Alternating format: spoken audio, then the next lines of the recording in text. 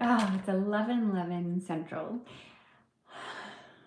I was just listening to, so I have brain damage. I read and I have to listen to the audiobook at the same time, enable for me to actually read it. And it's so interesting because the last thing that I heard from this book, and it's so interesting because our brain works, is like the big takeaway that I just listened to here is basically what I heard, which is interesting because you might not actually find it in the book. But what I took away from this book is they were talking about when you're on your mission, when you're going towards this big, juicy goal, and they're talking about everyone's going to cut you down and tell you you're crazy and it's not going to make sense. And then we want to go around and we want people to help me to come up with a strategy. This, like, help me find out how to do this. And it's so interesting because what I heard in this book is like, if you're inventing something, if you're doing something that no one else is doing, no one can tell you what to do because you have to figure out and do it forward. So stop asking people permission or how to do it.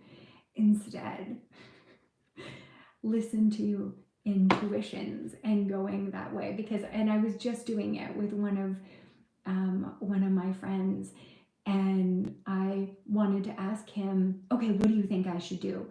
And then I realized as I was saying it, I was like, oh no, I need to figure this out myself.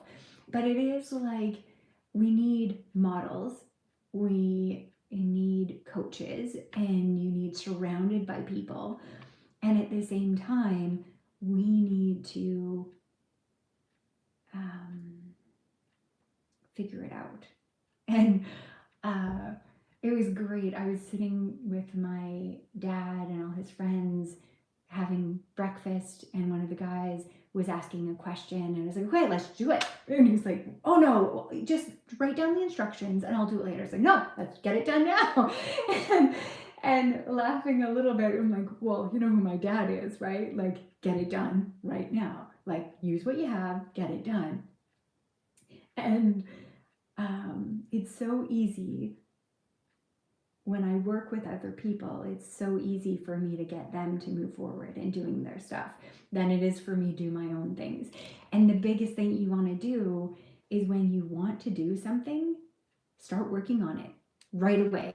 Don't wait till tomorrow. It's not a tomorrow problem, and not week. No, you start working now. And when the universe opens up, when it's open, it's open. Move forward, work on it. And then when you work on it, it's not working, the universe is closed. Let it go. Maybe that's not what you're supposed to do. And every time I connect into my body, and my body tells me when I'm doing the right things or not. Okay, so this, like, those little, like, bumps, chicken bumps, chunk bumps, chinky bumps. Is that the right word? Put in the comment what the right of this is. This feeling of cold pumping through my whole body, like, instantly I am so freaking cold, like, just cold. And that is a sign for myself that I'm doing the right things, that I'm supported, that this spiritual feeling that I'm surrounded. Like my whole, that's awesome. This is so good. And I did this on time, the exact right time I showed it up, and I'm going to celebrate that because I'm doing. And look at these flowers. Aren't they freaking gorgeous? So gorgeous. It's she's amazing. I was also thinking today about one of the hikes that I used to do on the island in Gold Streams. I think that's the name of the and in part of the walk, there's this waterfall that's gorgeous. They call it the mini unicorn. That's not the name of it at all. Okay, in Ontario, there's the biggest waterfall, this massive people that come all over the world to see. We have a mini one in Vancouver Island in Gold Springs. And so it's about, you park there and it's about 5-minute walk. You go in, you can see it. Gorgeous. Now, if you go around another way and you hike the mountain. Now, the mountain is so like this, like so like this. Now, okay, remember, this is a collaboration. So when you hike the mountain, it's so that they have a walk that goes like this way and this way, this way, this way, because you can't go straight without climbing. Like, and I, with my brain, my brain has a hard time with the pressure, so I need to take a break in 2 or 3 on the way up for about 10 minutes for my brain to get used to the pressure change. And you get to the top and it's a great hike and it's so gorgeous. And at the top there's a tree. One of these trees. So can we switch it around and I can Google while we do this? Okay. Oh yeah, nailing this. Whoop, whoop. Okay. Always about marketing. So we have that in the corner. Okay. So there's this one tree. So there's a tree. Okay, and then right beside it, which looks like a penis. And so what it is this is, so these are both trees, but this one is a living stunt. I'm not getting quite the name. You know when you cut down a tree, the little part left over is a spump. I'm not getting that quite in. So you're going to edit that word. And this is a living stunt. Okay, but add the right word. And so what happened is that both are these connected in the roots. And so this is staying alive because this tree, so this living tree is keeping this other one alive. And what's so interesting is like, why? That you have to use so many resources to keep this alive, but why? But there must be something that the tree gets by this. And I would wonder because their roots connect to other people. So what if this tree is keeping this one alive?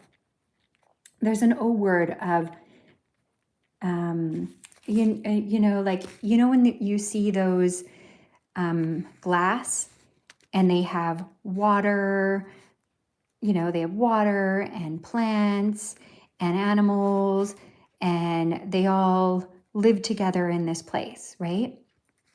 This is this community, there's a word for here of like community. And so this tree is keeping the stump, there's that word, that's living stump live because there must be a reason. And I know that these roots talk to each other and they send information. So for some reason, this tree is keeping this one alive. And I used to think there was, you know those people that live up north? They live in these trees? No, these are houses. I'll get these words. There's people that used to live up north in Canada, and they lived in these things. And I remember saying that the whole family lives together. The family all live together.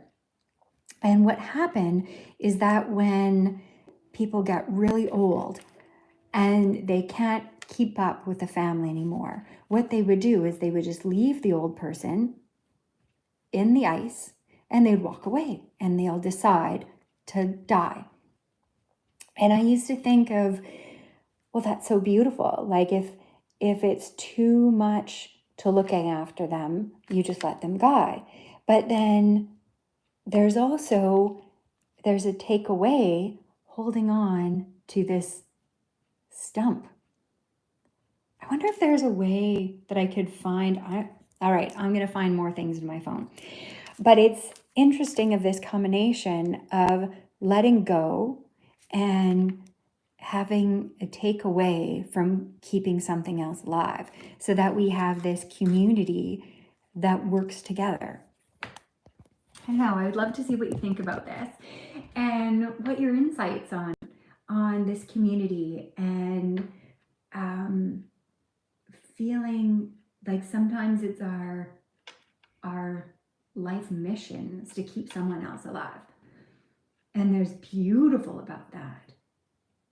And there's also beautiful about letting things go. So interesting. So I'm figuring out the next couple things that I'm doing. I have huge, massive stress because the first thing they want to tell me at the hospital is that I have to get rid of stress. And then there's also, because the stress gives me more symptoms for my brain damage. And those symptoms will be permanent if you don't pay attention to them and listen to your limits. And then I remember there's also psychology. They studied, so what I remember from this study, please forgive, like if you know the name or anything, leave some comments below. But what I heard is that I read the psychology study, and in the study they followed 10,000 people over 10 years. And what they found, different ages, different places all over the world, different food, exercises, everything they found. And they put a crazy amount of information. They went and looked through it all, and they said, well, the only thing that they could find is their belief. The people that believe, I should doodle while I do this. Come on. Okay, so stress. So the people that think stress, there's my stress here. When people stress is good, so they believe that stress makes them better. When there's a stress, it presses me to go forward. And people that believe stress is bad, they believe stress is killing them. And this belief of stress is good or bad was the biggest difference that they could find in all those people. So people think that stress is bad. They're dying 75% faster.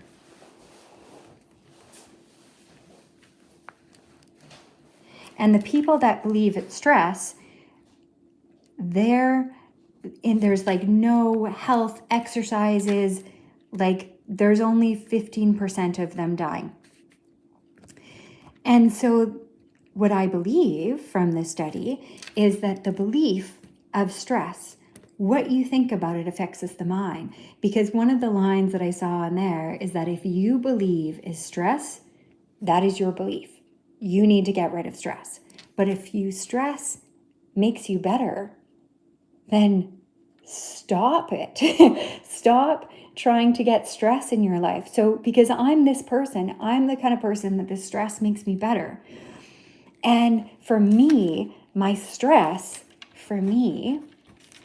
I have these limits. So I remember when I drove cars, and my dad said, that's different. You need to change the, what do you call that? You know, you put in like 1, 2, 3, 4. What do we call those? Chart. What do you, Dad, when you're like driving? Gear. And when the engine gets too much, you adjust the gears. That's a word. And that gets rid of the stress. So it's interesting of instead of getting rid of stress, getting into the right gear and doing the right things at the right times. Okay, anyways, that was my 15 minutes for today. And I'm so grateful for you guys to listen, and leave some comments if you want to talk marketing, sales, making your business work. All those questions, leave them below, and I will be back tomorrow at 11:11 Central, so at this time. And also, to remind you, if you woke up today, we need you exactly like you. Not like anyone else, like you. You can get better, you can level up, but we need you. Have a wonderful day. We'll see you tomorrow.